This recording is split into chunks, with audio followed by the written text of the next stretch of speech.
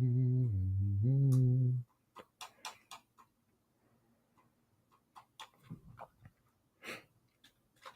right, ladies and gentlemen, this is a rough one.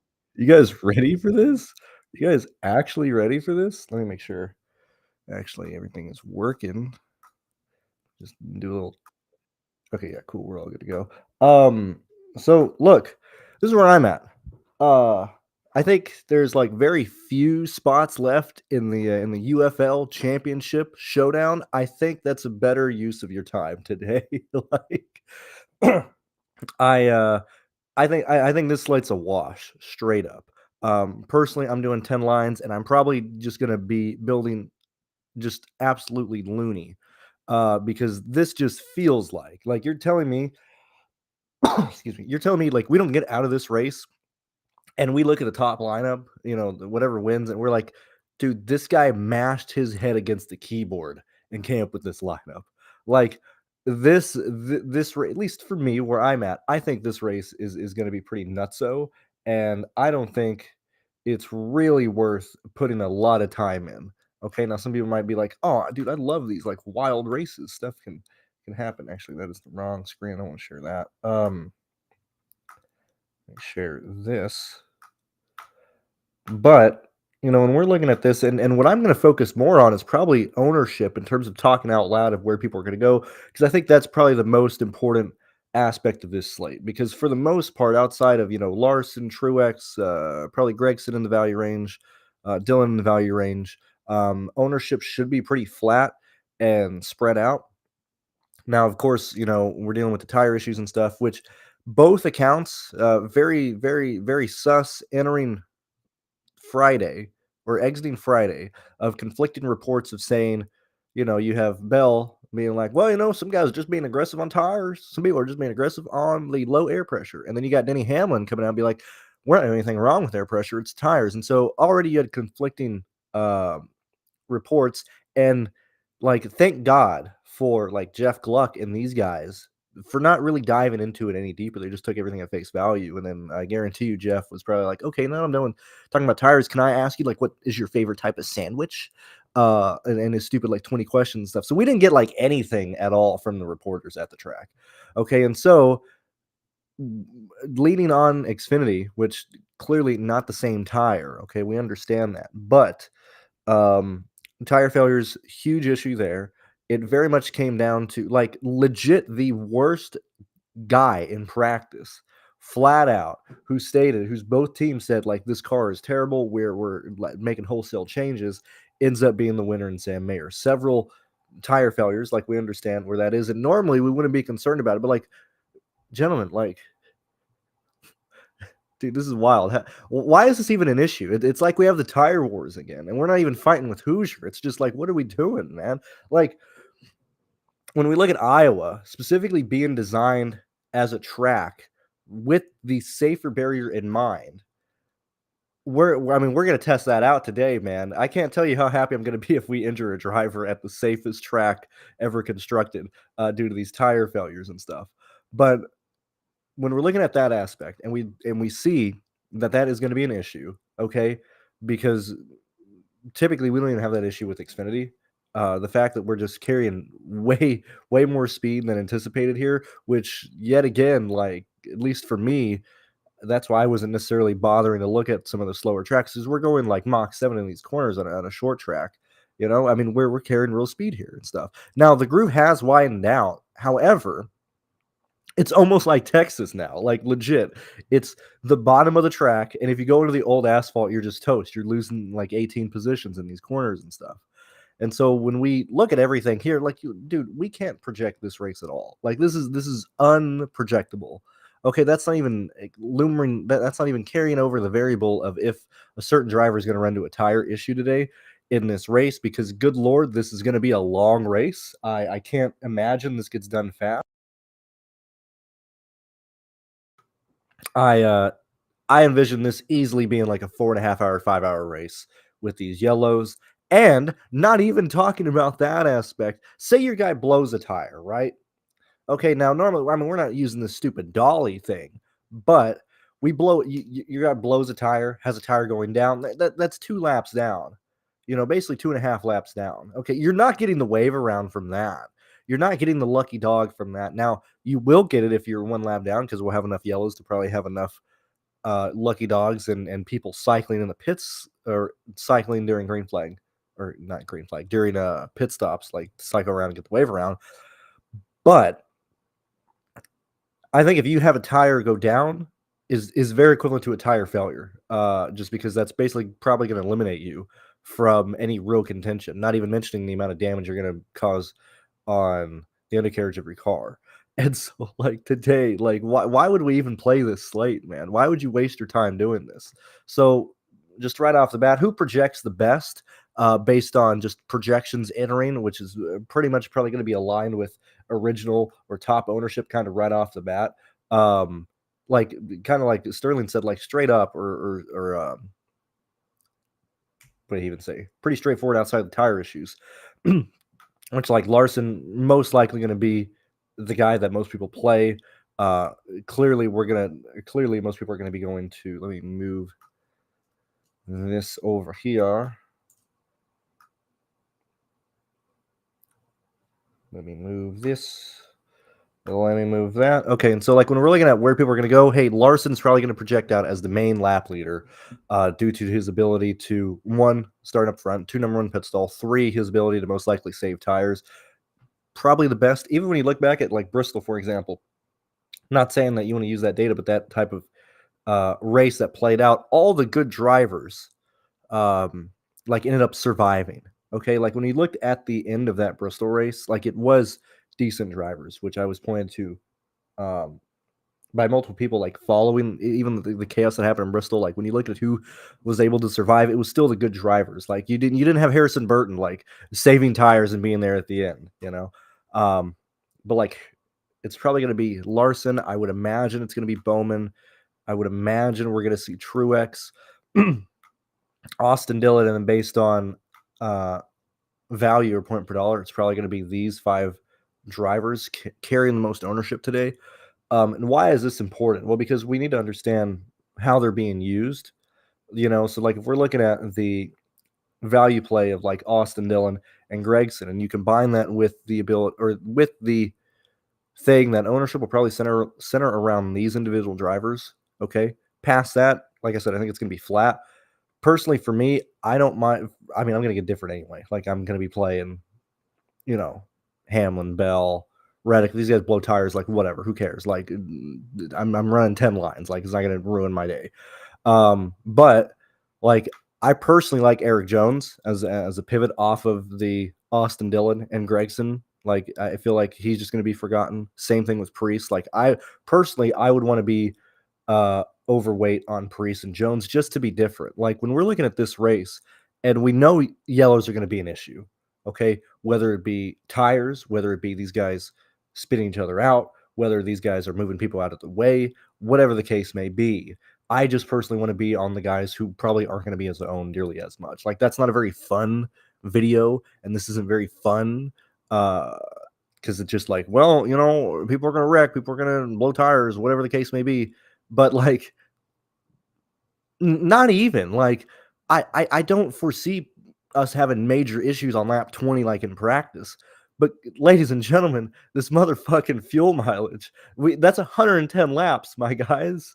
Like we're not going 110 on a set of tires, man. We might be going like 65, 70, and then people start blistering. People start having issues. People start hearing vibrations in their cars. Like, bro, tires will be an issue. That's just how it is, okay? Straight up, Larson should kick the shit out of the field. Absolutely. Main concern would be the people who are faster or fastest. The faster drivers. Like, why did Reddick run into an issue late in his practice session? Probably because he's going so fast. When we look at these practice laps, we understand that a lot of these fast laps are coming late in the session when the track was just getting faster, when everybody's making adjustments here. And you're gonna just see like everybody got faster later in their session, And so like for me, this practice data is, I mean, in my opinion, because I like looking over stuff, it's kind of useless straight up in terms of where's everybody gonna fall in line in terms of speed. I would imagine the lap rankings, since everybody ran their faster laps later in the session, this would probably be a better lineup of where people are at. But still, like, it's not, at least for me, that's not the end all be all of like, oh, this is like, I mean, Reddick, Bowman, Larson, Hamlin, like, is it because they're fast in practice or because these guys are expected to be fast in general? Okay, we're playing Bowman because he's starting dead last, and so like even with this stuff, um, if you're using that to point towards it, like the main concern about that is the faster guys are typically the ones who are going to be running into tire issues. Okay. And so like if Larson is like, head and shoulders above the field and he's run away from the field and he's, putting down the fastest laps and stuff, like he has a real chance of having tire issues and stuff. So like, I don't know, this, at least for me, this is a slate. As I said, go play go play the goddamn UFL Super Bowl like slate. Um, that's where I'm at because I'm just doing 10 myself. And so now that all that has been accomplished, now that we've identified most likely where ownership will center around here, um, what I'm doing is probably building either one lap leader type of lineups and or playing guys that I just think are going to be lower owned compared to what they should be. Not even in a sense of like, oh, Byron's never played. I just mean it um, like when we're looking at a build like this, like for example, if you go like Truex, Gibbs, okay, 2 plays differential plays, not too bad, not too shabby. Eric Jones leaves you 8,300. You can get up to somebody like a William Byron, somebody like a Blaney, somebody like a Christopher Bell. Like that's somebody like a Denny Hamlin. Like that's probably how I'm going to build. I'm honestly not too concerned from an entering the slate perspective to nail the initial lap leader. If it's Larson, okay, which everybody's going to have, yet again, game theory, like fading to be contrarian, I guess. But like with tire issues being such a big thing, with restarts that are going to happen, real chance that somebody is able to pass Larson here. Even if he has the fastest car, gets off pit sequence, especially getting off pit sequence is going to be huge here. If we do have issues, you're always going to have people pitting in the back of the field and staying out when the leaders pit, which is a huge detriment for a lap leader, especially at a place like this where it's 350 laps. Real chance that other people lead in this race. Yet again, I don't typically like to look at what happened in Xfinity yesterday, but like that in your head, like if this race has like 10 yellows minimum, if we fall anywhere between, I mean, we have 2 with stages, but we fall anywhere from like 8 to 13 yellows. Okay, real chance people are getting off sequence with the leader and they're taking over the lead at some point. And then Larson, comes out of pit lane. He's in ninth, racing whatever happens, not able to get back to the lead. Like that. That's where I'm at. Like that's my major concern with Larson. On paper, he's the best play. Everything's pointing to him. Like we understand that, right? Okay, and so when I start building, I'm not concerned about the initial lap leader at all. That's personally my own stance. If I can get a lot of good drivers, and I'm talking about like if I can get people like Blaney, Byron, Keselowski, Reddick, Bell, Elliott, Hamlin, 2 of these guys who we understand not going to be a lap leader early, but are very clearly going to be trying to jump the lead or get around people or just survive the chaos. Like this is one to where I think 5 of your drivers should be probably starting outside the top 8 in your lineups. And even then, so like I would not be opposed to having all 6 of your drivers start outside the top 8 in this race at all. Especially also when you come back and look at the value range and stuff, like who was fast at Bristol? Like who had speed at Bristol that was like shocking the field, okay? Who we got to root for here? Who's most likely on the precipice of their first win in NASCAR, okay? It's the Rick Ware Brigade, man. Kaz Grala starting 28th, Justin Haley starting 19th. Like, these guys understood, hey, let's not blow the fucking tires off at Bristol. Hey, let's survive. Hey, who's also just been having more and more speed? Like, real chance, Austin Dillon fails or doesn't run into issue. Gregson doesn't move up the track. Some of these 6K guys aren't the point per dollar that you need to pay up for some of these other guys. And then, like, Kaz Grala's optimal. Like that's how this race is. I think, in terms of, I would lean towards absolutely building off of any projections or off of any, like standardized way of like the points are being distributed. So like personally, I'm not gonna. I mean, I hand build everything, but I would not lean on optimizers to be like, oh, you know what? The Sims say this lineup is gonna, have a $4,000 return today. Like that is not the approach that I would do. Um, I would try and get as many good drivers in your lineup as possible. So what does that even mean? Well, when we're looking at good drivers, okay, yet again, probably going to be lower on Larson for me. But when I look at these drivers, and we're gonna not include Chase here, or Briscoe, that is. But when we start looking at like these people here, we'll even include Cindric, we'll include these fellows like this. Oops. This is where, I mean, this is probably the pool that I would have open. We got like 25 guys highlighted here. You know, anybody can blow a tire, anybody can be involved in a wreck. So once we have like these guys identified, okay, we'll just highlight them in green. Yet again, who's carrying ownership here? It's going to most likely be these fellows. Who else did I have highlighted a second ago? Oh, Hamlin too. So we understand that these guys, and we'll include Gibbs, we understand that these guys are going to carry ownership. That's where it's going to centralize around. Well, why don't you just pivot off either in the price range that these guys are at, even in the place differential range that these guys are at? Like, I would just play like truly anybody. Like the show is useless. This isn't helping anybody out. But that's where my stance is. And then if we don't have tire failures, then I just throw away like 10 lineups. Like that's where I'm at. Let's see what you guys are saying. Or maybe you guys have like different takes. Maybe you're like, this tire stuff is bullshit. They lie to us all the time. But like, I don't, I personally think that we see like 10 to 12 yellows, if not more. I think we're going to see tire failures, not even necessarily wrecks, but I think we're going to have guys, yet again, it's not even tire failures of like, oh, the rubber's coming apart. Like, these idiotic teams are like, hey, guys, you know what? Let's run 7, PSI in the left rear, on the initial, on these restarts, and they like blow a left rear tire and they have to pit. Like, then it's over. Like anything, I don't think any approach is useless today. I don't think any approach is bad today. I would personally build for a lot of yellows, and I would probably focus more on guys that are in the teens that can offer you at least like 8 place differential plays versus chasing an early lap leader. That is where I'm at. And I think that's kind of the consensus around at least the chat right now, or at least where people are at. Let's see. Yeah, I mean, bro, dude, like it's these guys. I mean, the Xfinity cars are certainly faster, safer, I would argue now. But like, bro, these guys are flying into 3 and they're blowing tires and knocking the fucking fence down. Like, this is a race where I'm like, dude, this next gen is gonna hurt somebody. Like, I would not be shocked to see some concussions, some CTE. Like this is gonna be a rough hit. These next gen cars are rigid and they are not gonna move. And NASCAR is just like, no, we're not changing anything. Godspeed to you guys in this coffin.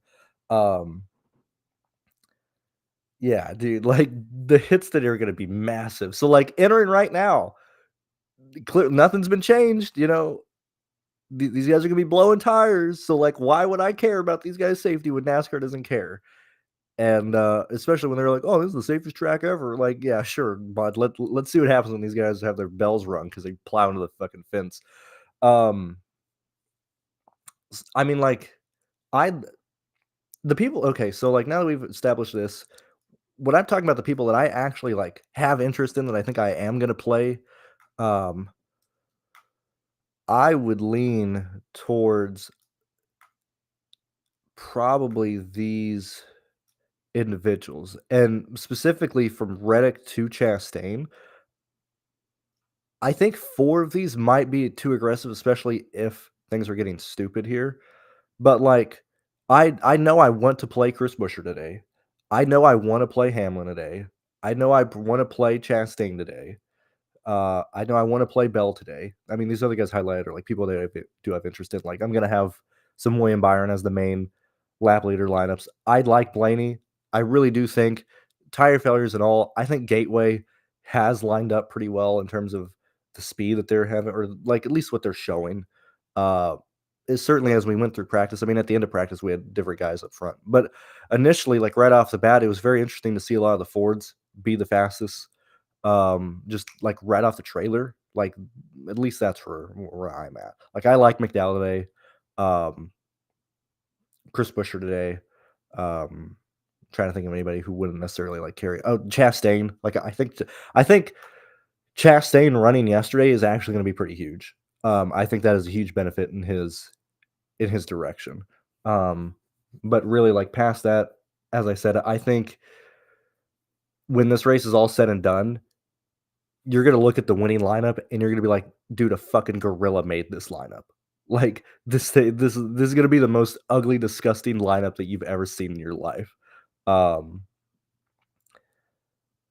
yeah, no, I'm completely with you, Sterling. And even if we have yellows and stuff, like every 30 laps, like, dude, this race is 350 laps. Like, how do we not have tire issues? It's not even like, oh, they're blistering. We went 50 laps in the stupid tire test. Like, pro fuel mileage or the window is 110 laps. We are not pitting for fuel today, man. We are pitting for tires. Like, this is gonna be a not a disaster because it's gonna be entertaining and it's a night race. So at least we have a night race. But dude, this is like I'm not even in the betting space and stuff because you can't do it here in Texas. But like, bro, if you guys want to do like Zane Smith to win, Hocevar to win, I don't know what are we looking at here? Let me go ahead and just bring up this thing. What are we looking at here? Like who where are we at here, man? I mean, I think you should be down here today, man. Like this would be a day I'd be maybe not. I mean this is 20. This is what 200 to 1. I don't know if I do Jones, but like LaJoy, Nemechek, one of these morons here. Like I feel like this race is live to just have a new winner, have a wicked wild winner. And I think like I'm honest, like realistically, not even projection wise, I'm terrified of Larson blowing a tire today. Like that is my main concern. I am absolutely terrified of these fast guys blowing tires today. Um, and that is, everybody's dealing with that. Kind of going. I wish it was less laps because then I'd probably play it way more like a plate race. But that extra 150 compared to like Daytona or the 88 or the 188 that Talladega has makes me concerned about that. So that's why I'm focusing more on like the teams because I do believe that we will probably have multiple lap leaders from this range. But I think everybody in this race has about a 50% chance of having an issue, not even crashing out. As I said, you just have a tire go down, you go down pit lane under green, right? You hit the wall. Say you don't destroy the car, but like you break a toe link or whatever, then you're like 2-3 laps down and you're out of contention and stuff. Like, why would I want to play the guy who's going to be like 44% owned in this race? Like, that's lined up directly with the 50-50 of like, is he going to wreck or not, run issues or not? Like, I personally would just want to play lines that I think are going to be lower owned and just try and get unique. I think you can just lean into that variance today. And then if you like, I mean, like, I don't know, like, how I am, but I know some people are like, oh, but you're not going to cash. Oh, it's terrible. Oh, what a terrible play. Like, bro, we got 23,000 people in this. Okay. We're paying out like 20% of the field. Okay. Real chance we get a dumb winner. We get like some idiot dumb lineup that you got to respect at the end of the day because somebody played it. That's just how it is. Like I might actually make like two lineups that are strictly like in the back of the field. And even then concern like yesterday with Jeb Burton running an issue, he blew a tire and went down. Like that could very easily happen with Truex. That could very easily happen with Ty Gibbs. That could very easily happen with Bowman. Like I might build like two lineups in the back of the field, specifically not playing anybody that carries ownership. Like that's where I'm at. Um, let's see. When Larson starts on pole the last 2 years, he averages 117 laps, led in 42 fast laps, for the season. If you fade Larson, you're just hoping you guessed around the lottery numbers. I mean, I guess you're new to DFS. We understand that. I don't know. Like, see, that's what I mean. Like, why do I even talk about this? Actually, screw it. Let's just forget all the game theory stuff. Who are the best plays today? It's Larson, it's Truex, it's Austin Dillon, it's Ty Gibbs, probably Noah Gregson, and then whoever else is left to finish your lineup. Those are the picks. And anything else, if you play anything else other than that, you're just an idiot, rooting against numbers and stuff. That's where I'm at. With that said, I mean, I'm personally, I mean, that's how I'm approaching it. I think I am going to end it early just because it's Iowa. It's going to be crazy. Best of luck. Enjoy the chaos. As I said, I think you should probably play the US. What is it? I don't even know what it's called. UFL championship. It was like a $20 entry and like 2,000 people. Like, I'd much rather spend my time building lineups for that. I'll see you guys later. Best of luck. Enjoy your Father's Day and enjoy the race tonight. So bye. See you guys later.